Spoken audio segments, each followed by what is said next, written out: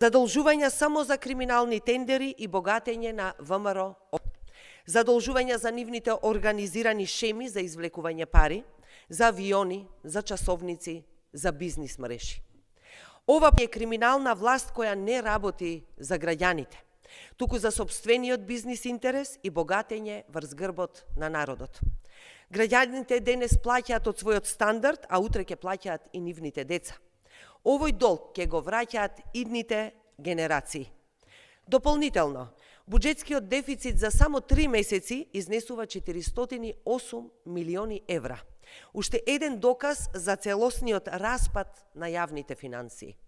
Приходите се реализирани со едва и 20%, што значи дека владата не создава вредност, туку само троши и задолжува.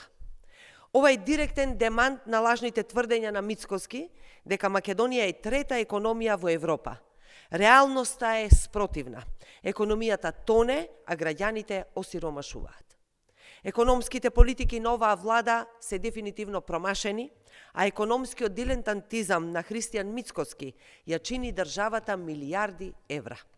СДСМ предупредува. Ова е опасен и неодржлив пат кој води кон финансиска бездна и неизвестност.